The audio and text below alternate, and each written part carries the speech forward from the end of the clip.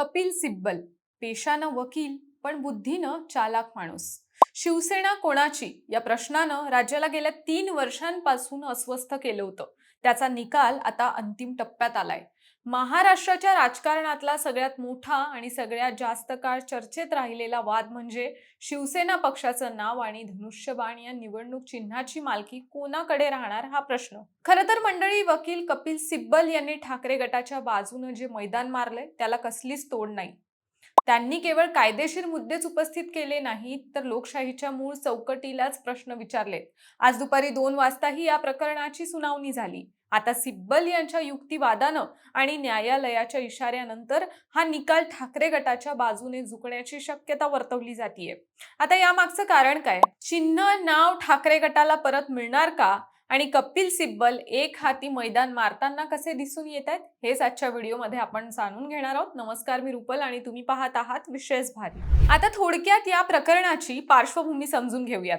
तर 2022 मध्ये महाराष्ट्राच्या राजकारणात मोठा भूकंप झाला होता. एकनाथ शिंदे यांनी 40हून अधिक आमदारांना सोबत घेत शिवसेनेतून पक्षांतर केलं आणि भाजप सोबत नवं सरकार स्थापन केलं. त्यात एकनाथ शिंदे मुख्यमंत्री झाले. यानंतर निवडणूक आयोगानं शिवसेना हे नाव आणि धनुष्यबाण हे चिन्ह शिंदे गटाला बहाल केलं. या निर्णयाला ठाकरे गटानं सर्वोच्च न्यायालयात आव्हान दिलं आणि तेव्हापासून हे प्रकरण न्यायालयात प्रलंबित आहे. या प्रकरणासोबतच आमदार अपात्रतेचा मुद्दाही न्यायालयासमोर आहे, ज्यामध्ये शिंदे गटासोबत गेलेल्या आमदारांवर पक्षांतर बंदी कायद्यानुसार कारवाई व्हावी अशी मागणी ठाकरे गटाकडून सातत्यानं केली जाते. आता काल म्हणजे बुधवारी झालेल्या सुनावणीत कपिल सिब्बल यांनी महत्त्वाचे मुद्दे मांडले, ज्यामुळे निकाल ठाकरेंच्याच बाजूने लागणार हा विश्वास अनेकांनी व्यक्त केला. त्यांनी कोर्टात सगळ्यात आधी हे स्पष्ट केलं की जास्त आमदार म्हणजे पक्ष नाही. त्यावरून त्यांनी न्यायालयात युक्तिवाद केला की केवळ काही आमदार एकत्र आले आणि त्यांनी दुसऱ्या नेतृत्वाला पाठिंबा दिला म्हणून तो अख्खा पक्षच होत नाही. वेगळ्या चिन्हावर निवडणूक लढवलेले आमदार नंतर दुसऱ्याच पक्षात सामील होतात, ही अत्यंत हसण्याची गोष्ट असं ते म्हणाले. त्यानंतर सिब्बल यांनी यावेळी पक्षांतर बंदी कायद्याचा आधार घेत तसंच शिवसेना पक्षाच्या घटनेचा आणि जुन्या न्यायालयीन निकालांचा दाखला देत शिंदे गटाच्या कृतीकडे न्यायालयाचं लक्ष वेधलं. त्यानंतर सिब्बल यांचा दुसरा आणि सगळ्यात धारदार मुद्दा होता तो म्हणजे शिंदे सरकारच्या वैधतेबाबत. काही मुद्द्यांचा विचार केला तर संपूर्ण सरकारच बेकायदेशीर ठरतं असा गंभीर दावा त्यांनी न्यायालयासमोर केला. उद्धव ठाकरे हे शिवसेनेचे अधिकृत पक्षप्रमुख आहे हे त्यांनी पुन्हा एकदा अधोरेखित केलं. शिंदे गटाच्या दाव्यावर त्यांनी अनेक कायदेशीर प्रश्न उपस्थित केले. एकनाथ शिंदे यांनी बंडाच्या काळात एका मोठ्या शक्तीचा पाठिंबा असल्याचं जाहीरपणे सांगितलं होतं. याकडेही सिब्बल यांनी न्यायालयाचं लक्ष वेधलं आणि हे कृत्य म्हणजे थेट पक्षविरोधी कारवाई असल्याचं ते म्हणाले. या सुनावणीतला आणखी एक महत्त्वाचा मुद्दा म्हणजे एकनाथ शिंदे यांच्या नेतेपदाच्या निवडीबाबतचा युक्तिवाद. सिब्बल यांनी न्यायालयात सांगितलं की उद्धव ठाकरे हे शिवसेना पक्षप्रमुख असतानाच त्यांनी एकनाथ शिंदे यांची विधिमंडळ पक्ष नेते म्हणून निवड केली होती आणि पक्षाच्या घटनेनुसार ही माहिती निवडणूक आयोगालाही अधिकृतपणे कळवण्यात आली होती. म्हणजेच शिंदे यांचं नेतृत्व हे त्यावेळी पक्षानेच मान्य केलं होतं, पण हा मुद्दा त्यांनी हायलाईट केला. पण त्यानंतर उद्धव ठाकरे यांनी शिंदे यांना विधिमंडळ पक्ष नेते पदावरून हटवलं आणि नेमकं त्याच वेळी आमदारांची सुरतकडे जाण्याची हालचाल सुरू झाली. यावरही सिब्बल यांनी जोर दिला. त्यातच विधान परिषदेत क्रॉस वोटिंग झालं. त्याच वेळी हे आमदार सुरतला गेले होते आणि त्यानंतर सुरतहून थेट गुवाहाटीला जाणं हा योगायोग नव्हता, ठरवून केलेला गेम होता असं सिब्बल म्हणाले. त्यानंतर या सुनावणीत सिब्बल यांनी न्यायालयात एक महत्त्वाची बाब आठवून दिली. ती म्हणजे सुरुवातीला फक्त 31 आमदार गुवाहाटीला गेले होते आणि नंतर ही संख्या हळूहळू 39 पर्यंत वाढली. सुरुवातीच्या टप्प्यात या बंडखोर गटाला यश मिळेल की नाही याबाबत साशंकता होती, पण हळूहळू संख्याबळ वाढत गेलं. सरकार स्थापन होणार आहे असं वातावरण तयार करून संपूर्ण निवडणूक प्रक्रियेवर प्रभाव टाकण्याचा प्रयत्न झाला असंही सिब्बल स्पष्टपणे म्हणाले. आणखी एक महत्त्वाचा आणि टेक्निकल मुद्दा सिब्बल यांनी उपस्थित केला तो म्हणजे भरत गोगावले यांच्या प्रतोद पदाच्या नियुक्तीबाबत. शिवसेना पक्षाच्या घटनेत विधिमंडळ पक्षात कोणाला कोणतं पद द्यायचं हा अधिकार पक्षाकडे म्हणजे पक्ष प्रमुखांकडे असतो असं त्यांनी न्यायालयात स्पष्ट केलं.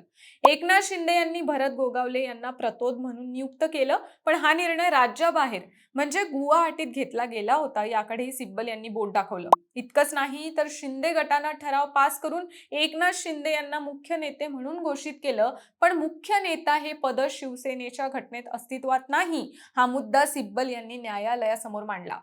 यामुळे शिंदे गटाच्या संपूर्ण संरचनेवरच प्रश्नचिन्ह निर्माण झाले. सिब्बल यांनी आमदार अपात्रतेच्या मुद्द्यावरही जोरदार भूमिका मांडली. एकनाथ शिंदे यांच्यासोबत गेलेले आमदार हे पक्षांतर बंदी कायद्यानुसार अपात्र ठरायला हवे होते असा युक्तिवाद त्यांनी केला. त्यानंतर अनिल देसाई यांनी संबंधित आमदारांविरोधात पक्षविरोधी कारवायांचा आरोप करणारं पत्र निवडणूक आयोगाला सादर केलं होतं आणि त्यावेळी न्यायालयानं आमदारांना आपली बाजू मांडण्यासाठी मुदतवाढ दिली होती, याचाही उल्लेख सिब्बल यांनी केला. निवडणूक आयोगानं शिवसेना पक्षाचं नाव आणि चिन्ह शिंदे गटाला बहाल करण्याचा जो निर्णय घेतला तो पूर्णपणे घटनाबाह्य असल्याचा दावाही सिब्बल यांनी केलाय. आयोगानं ज्या पद्धतीनं हा निर्णय घेतला त्यात अनेक कायदेशीर त्रुटी असल्याचंही त्यांनी नमूद केलंय. पण आज झालेल्या सुनावणीत न्यायालयानं स्पष्ट केलं की लोकशाहीची परिपक्वता ही राजकीय पक्ष आणि त्यांच्या सदस्यांच्या त्यांच्या विचारसरणीप्रती असलेल्या निष्ठेवरून मोजली जाते. निवडणूक आयोगाच्या कार्यपद्धतीवर प्रश्नचिन्ह उपस्थित करत न्यायालयानं म्हटलं की जेव्हा पक्षात दोन गट पडतात तेव्हा खरा पक्ष ठरवण्यासाठी केवळ आमदारांचे संख्याबळ मोजणं पुरेसं नाही, तर यासाठी घटनात्मक किंवा निवडणूक आयोगाच्या नियमावलीत स्पष्ट निकष असणं आवश्यक आहे, जेणेकरून अशा वादांना आळा बसेल. आजच्या सुनावणीत सिब्बल यांनी असा दावा केला की निवडणूक आयोगानं केवळ विधिमंडळ पक्षातील बहुमताच्या आधारावर शिंदे गटाला खरी शिवसेना मानून मोठी चूक केली. पक्षाची घटना आणि संघटनात्मक रचनेकडे आयोगानं दुर्लक्ष केलं. या प्रकरणाची व्याप्ती मोठी असल्यानं न्यायालय आता राजकीय पक्ष आणि विधिमंडळ पक्ष यांच्यातील कायदेशीर सीमारेषा स्पष्ट करण्यावर भर देतीये.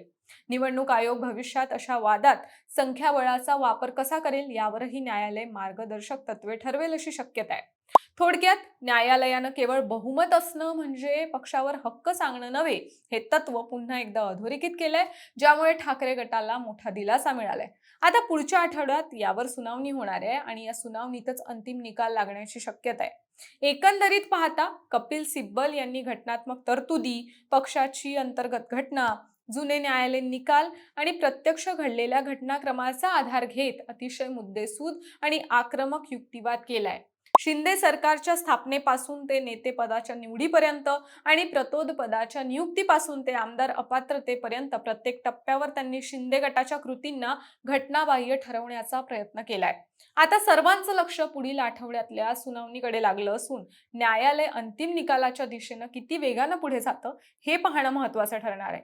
या संपूर्ण प्रकरणाचा निकाल महाराष्ट्राच्या राजकारणाची पुढील दिशा ठरवणारा असेल हे मात्र नक्की. बाकी तुम्हाला काय वाटतं, न्यायालयात शिवसेना पक्ष आणि चिन्हाचा निकाल कोणाच्या बाजूने लागणार? तुमचं मत आम्हाला कॉमेंट्समध्ये नक्की सांगा आणि विशेष भारीच्या YouTube चॅनलला सबस्क्राईब करायला विसरू नका.